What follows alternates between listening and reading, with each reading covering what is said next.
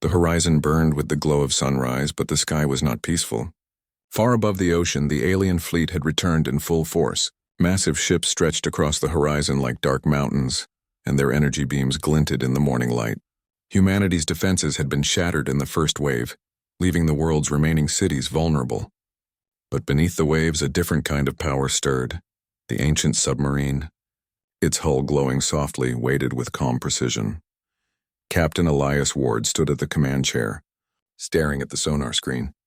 Hundreds of alien ships approached, moving in coordinated patterns. "This is it," he said quietly. "The final battle begins. If we fail, Earth falls. But we won't fail. Not today." Maria Kane adjusted the controls, her hands steady despite the tension in the air. "Captain, the submarine is fully operational. Every system is ready. It's responding to us like never before." Elias nodded. "Then we fight. Harris, prepare the energy pulses at maximum output. Jacobs, make sure the navigation is flawless. One mistake could cost us everything." Harris worked quickly, his fingers moving over the glowing panels. The submarine pulsed in response, almost as if it understood their urgency. Energy flowed through its hull, and the water around it shimmered with power. Currents began to swirl, bending the ocean in strange patterns that seemed impossible to human eyes. "Captain," Maria said, "they're scanning again. They'll see us if we make a wrong move." Elias took a deep breath. "Then we move smart. Use the ocean to hide us and let them come to us." The alien fleet advanced, its ships massive and intimidating. Energy beams struck the water, sending geysers into the sky. The world above trembled as humans watched helplessly from coastal cities. Yet beneath the waves, the submarine moved silently, a hidden guardian preparing to strike. Elias activated the first pulse. Water surged outward like a wall of energy, striking the nearest alien ships. Massive vessels groaned under the pressure, their hulls bending and twisting. Some collapsed instantly, others were sent spinning, disabled. Maria's eyes widened. "It's working." "Every pulse affects them." The submarine twisted and darted through the water, striking again and again. The ocean seemed alive, responding to the commands of the humans aboard. Currents ripped through the alien ships like invisible hands, tearing engines apart and cracking armor. Above the surface, the alien commander watched in disbelief. How is this possible? Their technology is ancient, yet they control it perfectly." The commander's voice hissed in frustration. "Send the fleet deeper. Crush them in the water. Leave no humans alive," but the submarine anticipated every move. It twisted beneath the waves, using the currents and the water itself to its advantage. Massive energy pulses ripped through the enemy ranks, sinking the largest ships one by one. Smaller drones scattered, trying to escape the unseen force that crushed them from below. Jacobs leaned over the panel, amazed. They thought humans were weak, that we couldn't fight. But they were wrong. "So wrong," Harris nodded. "And we're just getting started." Elias watched the sonar, his mind sharp and focused. "Keep the pressure constant. Target the command ship. If it falls, the rest will retreat." The submarine surged forward, moving faster than anything humans had ever built. Its glowing tubes fired pulses in precise sequences, hitting the massive alien command ship. The water around it twisted violently, forming waves and currents that crushed the hull. The ship shuddered, groaning like a living thing under the submarine's power. Maria watched the readings climb. "It's breaking apart. The hull can't take it." With one final pulse, the submarine struck the command ship directly. The ocean roared as currents wrapped around the alien vessel. A blinding burst of light shot through the water, and the ship collapsed, shattered by the force. The remaining fleet paused, stunned by the sudden loss of their leader. The alien commander's many eyes widened in disbelief. "Impossible. Humans, they survive. They destroy everything," the fleet faltered. Smaller ships, once coordinated and deadly, scattered in panic. Some tried to escape, but the submarine pursued them relentlessly. Currents twisted through the water, dragging vessels down, crushing them silently. Every strike was precise, leaving no opportunity for the aliens to regroup. Elias stood, his hands steady on the controls. "This is it. End the battle. Show them that Earth belongs to humans." Harris adjusted the final energy settings. "Maximum output ready. One pulse will take out the remaining fleet." The submarine pulsed once more, a massive wave of energy spreading in all directions. The ocean itself became a weapon, striking every ship in the alien fleet. Engines exploded silently, Hulls cracked and the remaining vessels collapsed like dominoes. Within minutes, the entire alien armada lay destroyed or disabled, their power shattered by the combination of human courage and the submarine's mysterious energy. Maria let out a sigh of relief. "It's over. They're gone." Jacob smiled broadly. "We actually did it. We really defeated them." Elias looked out at the horizon, the morning sun reflecting off the calm waters. "We did more than survive. We proved that humans are not weak, that we can face impossible odds and still fight back." Harris nodded slowly. "And the submarine? It wasn't just a weapon. It guided us, protected us, and showed us what humans can do when we work together." Maria smiled. "Do you think someone left it here for this reason, waiting for the right time?" Elias's eyes softened. "Perhaps. Whoever built it believed in humanity, even before we could understand, and today that faith was not wasted." Above the water, the sky was quiet. The alien threat was gone, defeated by humans who had found strength, courage, and ingenuity in the depths of the ocean. Humanity had survived the unthinkable, not through overwhelming numbers or technology alone, but through determination, teamwork, and the mysterious guardian from the past. The submarine began to rise slowly, its engines humming gently. It seemed to acknowledge the victory, a quiet guardian satisfied that its crew had used its power wisely. Elias turned to his crew. "We've won this battle, but the world needs us now. Humanity has a chance to rebuild, to grow stronger, and to protect what is ours. And as long as we have courage, creativity, and each other, no enemy can ever defeat us completely." Maria placed a hand on the console, feeling the pulse of the submarine beneath her fingers. "We'll be ready next time. They may return, but they'll never underestimate humans again." Harris smiled. "We've learned that our strength isn't just in weapons or technology. It's in how we think, how we adapt, and how we never give up." Jacobs laughed softly. "And apparently it helps to have a really old submarine on your side." Elias nodded. "Yes, and now we honor it. This submarine saved humanity today. We must remember it, respect it, and learn from it." The crew stood together in the glowing light of the vessel. They were small, but their hearts were strong. They had faced an unimaginable enemy and had emerged victorious. And now, humanity could look to the future with hope, knowing that they were capable of incredible things. As the submarine glided silently beneath the waves, the world above slowly began to rebuild. Cities rose from the ruins, and people remembered the bravery of those who had fought in the hidden depths. Stories were told of courage, ingenuity, and a mysterious vessel that had saved Earth from destruction. And deep in the ocean, the submarine rested once more, a guardian of humanity, waiting silently for the day it would be needed again. Humanity had survived. Humanity had fought back, and humanity had proven that even in the darkest hours, they were not to be underestimated. The waves shimmered with the morning sun, the ocean calm once more, yet alive with possibility, and somewhere beneath the ancient submarine pulsed gently, a quiet reminder that Earth was protected, and its people were capable of greatness beyond imagination. The world was dead. No wind blew across its gray surface, no water shimmered under its dim sun, and no trace of life stirred among the broken rocks. Yet far beneath the crust of this forgotten planet, something slept. For ages it remained hidden, buried in silence, waiting. It was the Ver Collective who first detected the signal. Their long-range sensors, while charting the void between trade routes, picked up faint energy readings that seemed far too regular to be natural. The readings pulsed with a rhythm, a heartbeat of something old. At first, the scientists thought it was an error. But when the readings repeated again and again, the Ver sent a full expedition to investigate. The discovery spread like fire through the galaxy. The ancient structure once uncovered was larger than anything ever recorded. It was not a simple building or temple. It was a machine, vast, layered with metal unknown to modern science, its design so alien that no one could guess its purpose.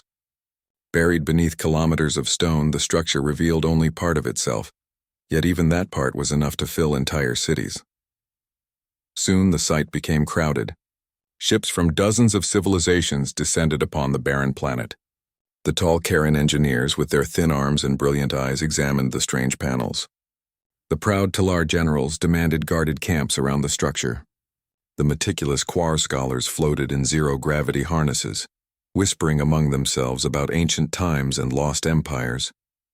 Every race had sent their best minds and strongest leaders, for it was clear.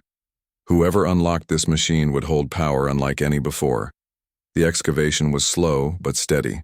Layers of stone and dust were removed, revealing smooth black walls that seemed untouched by time. No rust, no cracks, no sign of decay. The material defied analysis.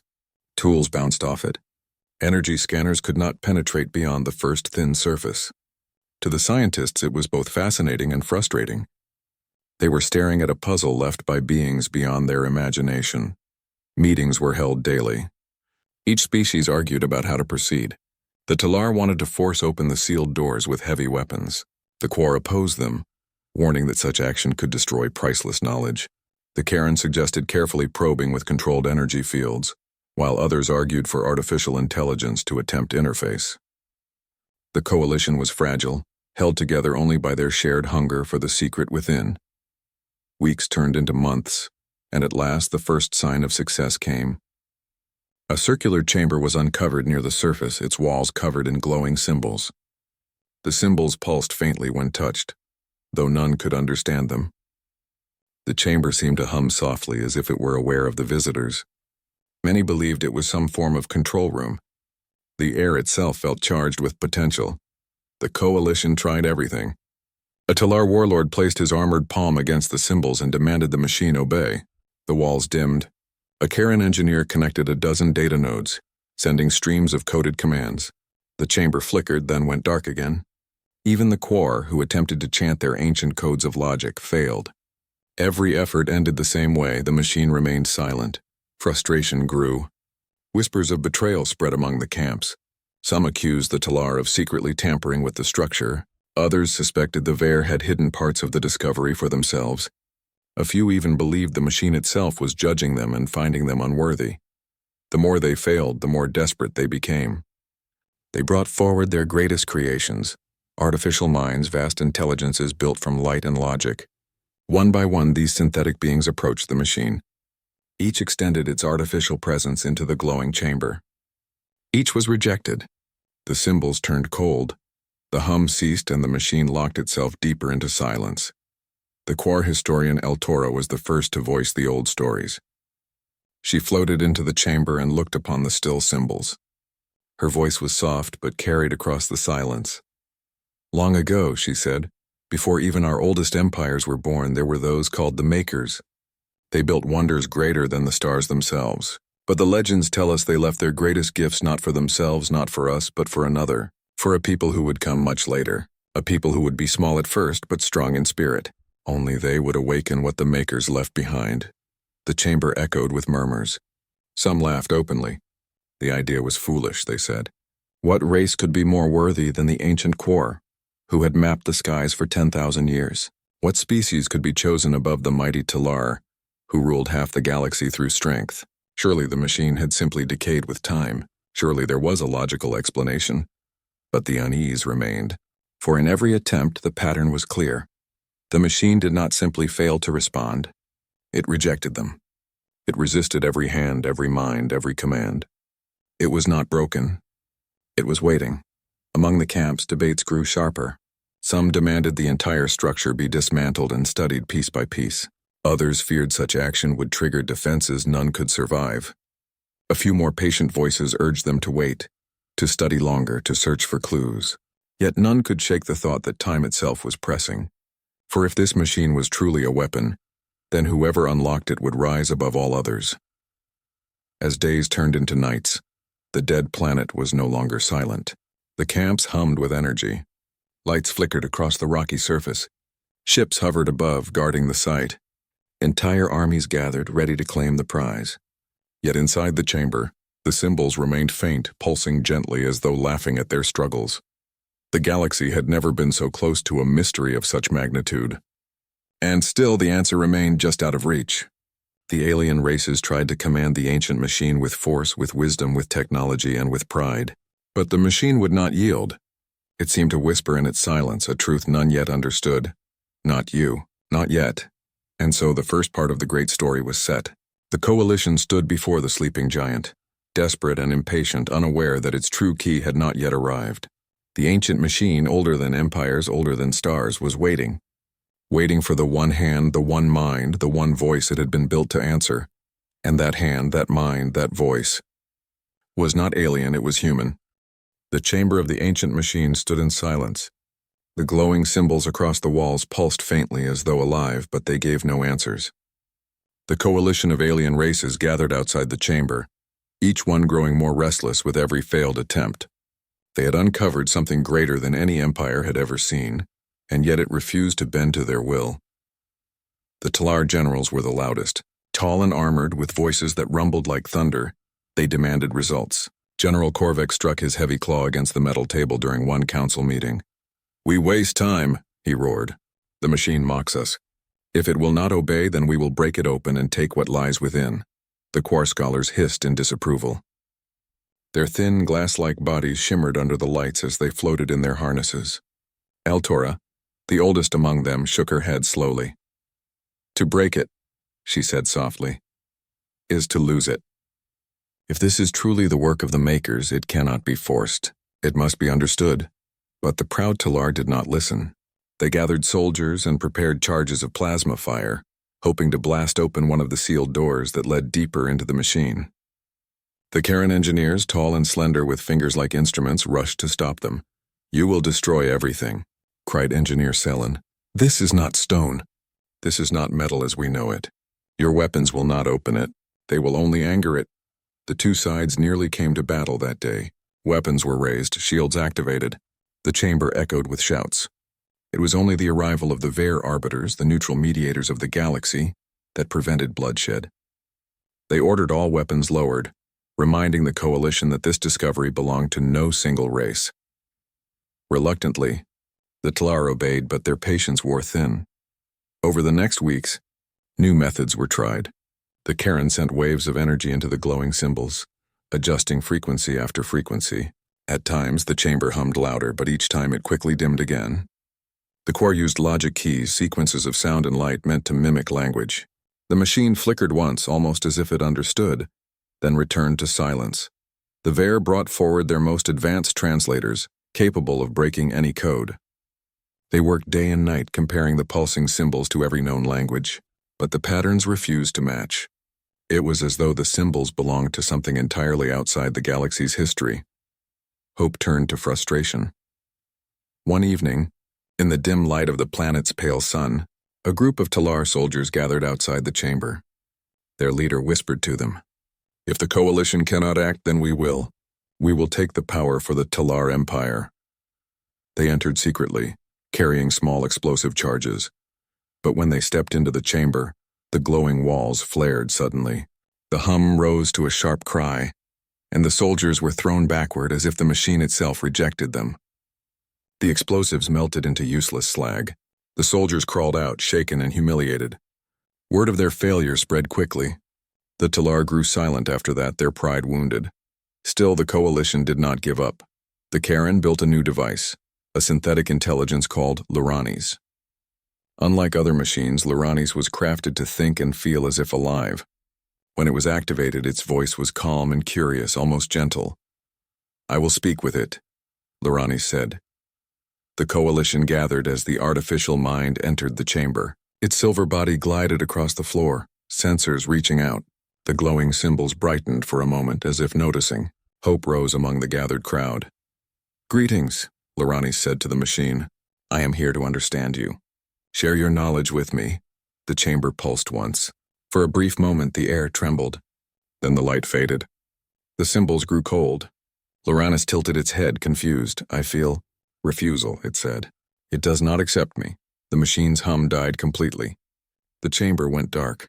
When Luranis tried to step forward again, the floor itself shifted, rejecting its weight. The artificial mind withdrew, silent. If even the most advanced creation of the galaxy could not earn a response, then what hope was left? Despair grew across the camps. The coalition members began turning against each other.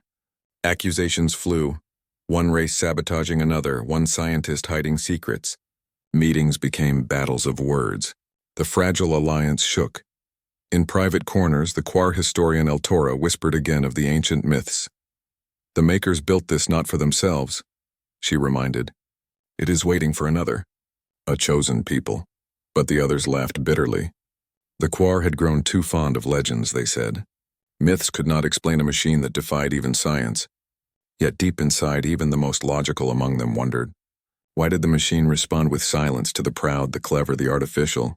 Why did it feel almost as though it was testing them and finding them unworthy? One stormless night on the barren planet, the coalition gathered once more. The chamber glowed faintly in the distance, mocking their efforts. Inside the council tent, arguments raged. "It is a weapon," shouted General Korvac of the Talar. "If we cannot use it, we must destroy it, lest another find the key before us." "No," Ceylon of the Karen argued. "It is knowledge. The makers built it to teach. To burn it is to burn the wisdom of the stars." "It is neither," declared the Vare Arbiter. "It is a test, and we have failed." The words hung in the air. No one spoke after that. For the first time, the coalition faced the truth. They were powerless. All their pride, all their intelligence, all their technology meant nothing. The machine had rejected them all. But still, they did not leave. Camps remained, tents stood, ships hovered. Every race watched the chamber as though waiting for it to change its mind. In the silence of the machine, unease grew. It felt alive, though it never moved. Some swore they heard it whisper in the night. A low hum carried through the rocks. Others said they dreamed of stars when they slept near it. Visions of maps they could not understand. Yet when they woke, the machine remained silent. The dead planet, once ignored, now became the center of galactic attention. Fleets orbited above. Armies patrolled below. Scholars recorded every flicker of light. But no matter what was tried, force, wisdom, technology, or faith, the machine gave the same answer: refusal. It did not break. It did not bend. It simply waited.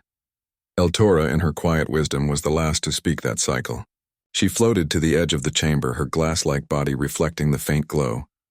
"It is not broken," she whispered. "It is not silent. It is waiting for the one it was meant for. And that one is not among us." The words unsettled all who heard them. None wanted to believe. None wanted to accept. But as the pale sun rose over the dead horizon, every race felt the same truth deep inside. The machine's key was not theirs. And so part 2 of the story closed with silence.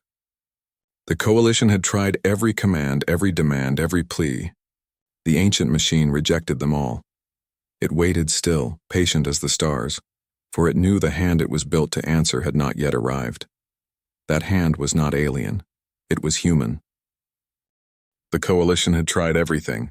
Months of effort had passed, and the ancient machine remained silent. The alien races had exhausted their technology, their intelligence, and their pride. Even their most brilliant synthetic minds had been rejected. Yet the structure pulsed faintly, as if alive, waiting for something or someone that had not yet arrived. It was then that the humans arrived. Their fleet was small compared to the massive ships of the Talar, the Vare, and the Karen. Their vessels, sleek and simple, bore no overwhelming firepower or dazzling displays of energy. But for some reason, the humans had been invited to this barren world. The invitation had not come from admiration or respect. It was a cautious gesture, a suggestion that perhaps newcomers might bring fresh perspective. Few in the coalition thought the humans would amount to anything. Among the human crew was Captain Mara Lynn, young but resolute, with a sharp mind and steady nerves. Alongside her was Dr. Elias Brand, a scientist whose curiosity often led him to places others dared not venture, and Lieutenant Jace Rowan, an engineer who could repair almost anything, often with nothing more than his hands and ingenuity. The humans landed on the gray planet with careful precision. Dust swirled around their craft as they set foot on the barren ground. The alien coalition watched with barely concealed skepticism. The Talar generals whispered among themselves that the humans were insignificant, fragile. The Quar scholars snickered at the notion that primitive beings might unlock the secrets that had eluded the galaxy's greatest minds. Even the Vare arbiters regarded them with polite indifference. Yet the humans did not hesitate. They walked toward the glowing chamber of the ancient machine with a mixture of awe and determination. Captain Lynn was the first to step onto the platform that led into the chamber. The glowing symbols flickered faintly as her foot touched the floor. She did not understand what they meant, but she felt a strange connection, almost as if the walls themselves were recognizing her presence. Dr. Brand followed, eyes wide with amazement. "It's responding," he whispered, though he could not explain why. The hum of the machine had changed. It was not loud, not overpowering. It was subtle, gentle, almost welcoming. The aliens around the chamber froze. The Talar general's claws twitched with frustration. The Karen engineers' thin fingers hovered over their instruments. The Quor floated silently, eyes wide in disbelief. None of them had ever seen the machine react this way. The chamber seemed to breathe. Panels shifted slightly, intricate glyphs glowing brighter. Light flowed across the walls in patterns that seemed almost like language, but no translator could decipher it. And yet the humans understood, not in words but in instinct. Dr. Brand reached out and placed his hand on one of the glowing panels. A surge of energy traveled through him, warm and calm, unlike anything he had ever felt. Symbols rearranged themselves under his fingers, forming new patterns. He gasped in surprise. "It's alive," he said. Captain Lin nodded. "It's waiting for someone." "For a human," she said softly, almost to herself. The aliens exchanged shocked glances. Some shook their heads in disbelief. The Talar whispered among themselves. "It cannot be Inhumans," they muttered. "They are too weak, too small, too young to matter." But the chamber continued to react. It pulsed gently and the humans felt a strange rhythm. The machine seemed to recognize them, to awaken at their presence. Lieutenant Rowan, fascinated, began examining the control panels. Unlike the aliens, he did not rely on brute strength or raw intelligence. He touched the panels carefully, letting his instincts guide him. When he pressed a series of symbols, the chamber hummed louder, as if approving. The humans quickly realized that the machine was not merely a tool to be commanded.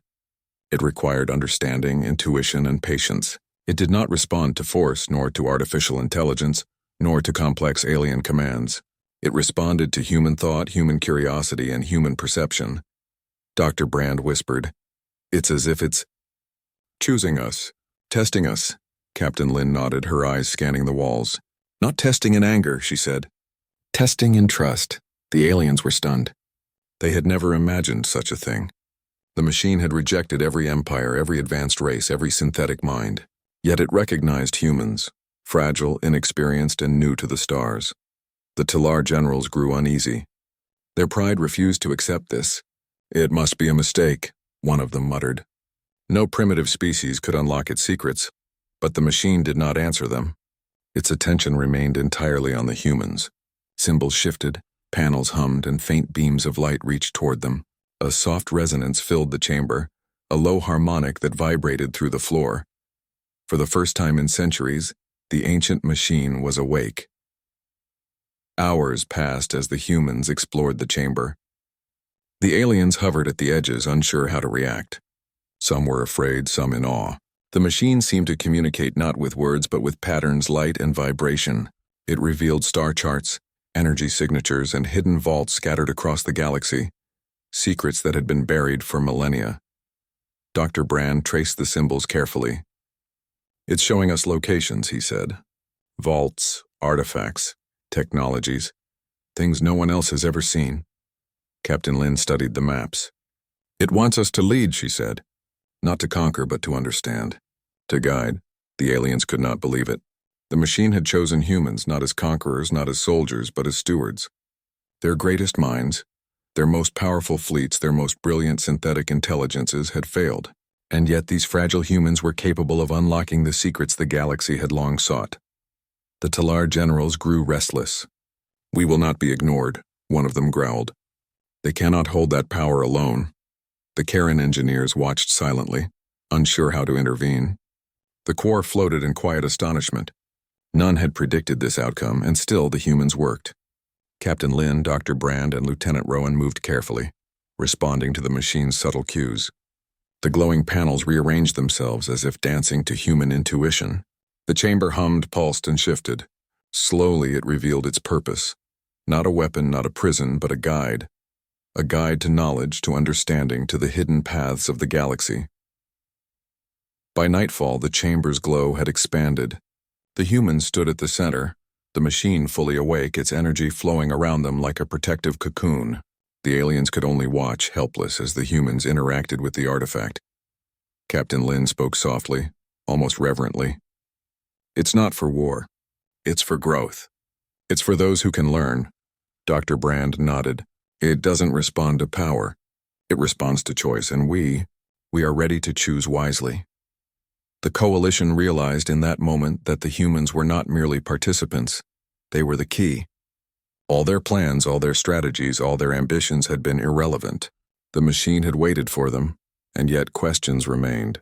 Would the humans use this power wisely? Could they unite the alien races that had once sought to dominate each other? Or would the arrival of humans ignite new conflict among those who could not accept that a fragile species held the key? The answers were unknown. But the chamber pulsed with life, alive with possibility. And for the first time, the galaxy sensed that something greater was beginning. The humans were here. The ancient machine had awakened, and the story of the galaxy's future was about to change. For the first time in countless millennia, hope and fear rested in the hands of humans. Part 4. The Awakening.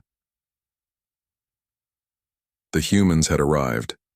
The chamber of the ancient machine pulsed and hummed with life as if recognizing them as its rightful masters. For months, the galaxy's greatest minds had failed, and yet these fragile newcomers stood at the center, calm, patient, and curious. The machine had awoken, and with it, a power beyond imagination began to stir. Captain Mara Lynn took a deep breath, standing before the glowing panels. The energy flowed around her, gentle yet undeniable, almost like it was alive. Dr. Elias Brand traced the symbols which rearranged themselves under his touch, forming intricate patterns that hinted at knowledge far beyond their comprehension. Lieutenant Jace Rowan adjusted the panels and input sequences instinctively, guided more by intuition than reason. The aliens hovering at the edge of the chamber could barely comprehend what they saw. The Talar generals scowled, their pride stung. The Karen engineers exchanged uneasy glances, unsure what to make of this small, inexperienced species commanding a device they could not control. The Quar floated silently, mouths slightly open, stunned by the impossible. The machine began to project more than light and symbols. Holographic maps expanded in the chamber, showing star systems, energy grids, and hidden vaults scattered across the galaxy. Each vault contained technology, information, or resources so advanced that even the combined knowledge of the Coalition could not fully grasp it. The machine pulsed in response to the humans' movements, as if waiting for them to decide what to reveal first. "This is incredible," Dr. Brand whispered.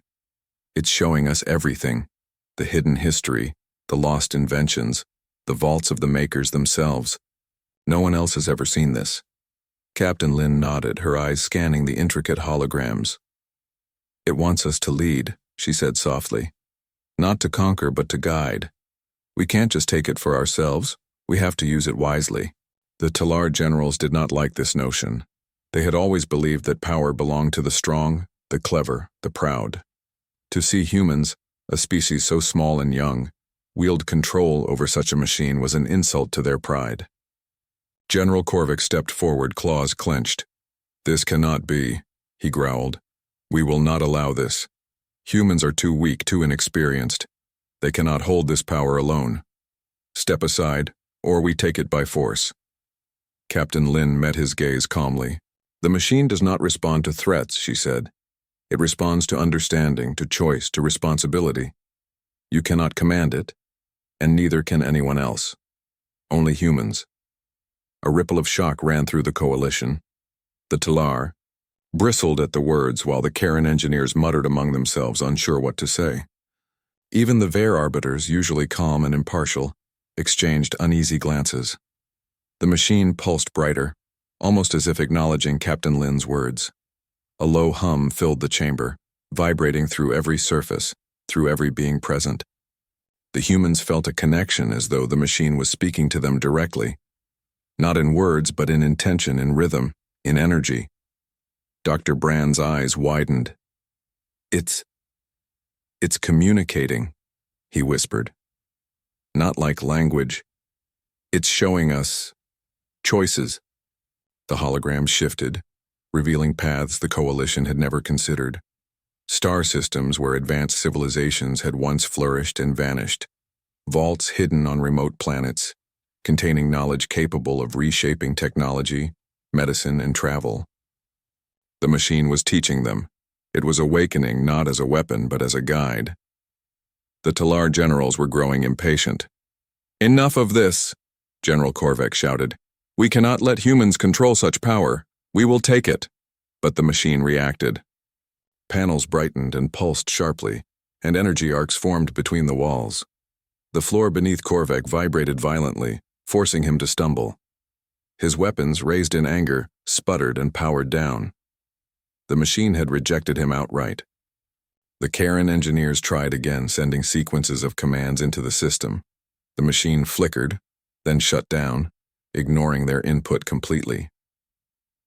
The Quar, too, found themselves powerless. No matter their logic, their wisdom, their knowledge, the ancient device had made one thing clear: it would answer only to humans. Captain Lin stepped forward, placing her hand on the central panel. A warm, humming energy flowed into her, spreading throughout the chamber. The hologram shifted again, showing not just vaults, but a vision of the galaxy itself, its networks of energy, trade routes, hidden dangers, and opportunities. "It wants us to connect everything," she said. "It wants us to unite the knowledge, to protect the galaxy, to guide civilizations toward growth instead of destruction." Dr. Brand nodded. "This is a responsibility beyond anything we imagined." The chamber pulsed, responding to their understanding. Symbols rearranged themselves into patterns that resembled words, though no translation existed. Still, the humans could sense their meaning. The Makers left their legacy for those who could grow, adapt, and endure. "Only they shall wield our gifts." The aliens overheard the message and fell silent. Shock, disbelief, and fear mingled in their expressions. The prophecy had spoken not of their great empires, nor of their technological marvels, but of a species they had dismissed as insignificant. Humans. Tensions escalated. Some factions whispered of seizing the humans, of taking control of the machine by force. Others argued that the humans could be allies, guiding the galaxy toward progress. Conflict threatened to erupt at any moment, but Captain Lin remained calm. She sensed the machine's intent clearly. This was not a tool for war, but a teacher for those willing to learn. The humans' task was not to dominate, but to understand, to unite, to guide. Dr. Brand studied one of the holographic maps. "The vaults," he said, pointing. "Each one contains technology capable of saving worlds, repairing dying stars, or advancing life beyond imagination. But we have to be careful. The wrong choice could bring disaster." Lieutenant Rowan adjusted a panel, connecting energy flows. "It's like the machine is showing us the galaxy's future," he said, "and it wants humans to decide the path." The aliens watched in awe and fear. Even the Talar generals, once so proud and unyielding, realized that brute force could not change the situation. The humans were the key, and no amount of anger or strength could alter the machine's choice.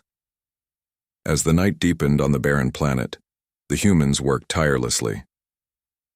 Captain Lin coordinated the interface, Dr. Brand analyzed the patterns, and Lieutenant Rowan fine-tuned the energy channels. The machine hummed with approval, guiding their hands, offering hints and revealing secrets carefully.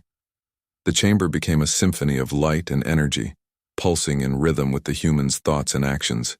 Each choice they made unlocked more knowledge, more understanding, more possibilities, and with every discovery the aliens realized that their greatest fears were justified.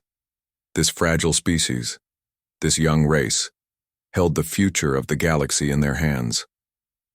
For the first time, hope and fear intertwined. Hope that the humans could guide them wisely, and fear that if humans failed, the power of the ancient machine could be misused or lost forever. In a quiet moment, Captain Lin looked up at the glowing panels. "It's not for us to take," she said softly. "It's for the galaxy, and it wants humans to show the way." Dr. Brand nodded. "We didn't earn this by strength or pride," he said. "We earned it by curiosity, by patience, by understanding." Lieutenant Rowan smiled. "And maybe that's the difference," he said. "Maybe that's why it answered us." The chamber pulsed one last time, and the energy expanded, reaching outward, touching the outer world. and perhaps even beyond. The ancient machine was fully awake. It had chosen its guides, and its choice was clear. Humans would lead the awakening of knowledge, the restoration of lost wisdom, and the guidance of civilizations across the stars. The aliens could only watch. Some were awed, some feared, some still clung to pride, but none could deny the truth. The ancient prophecy had been fulfilled, and for the first time in countless millennia, the galaxy's fate rested in human hands. The humans had arrived. The ancient machine had awakened, and the awakening of the galaxy, guided by a fragile but capable species, had truly begun.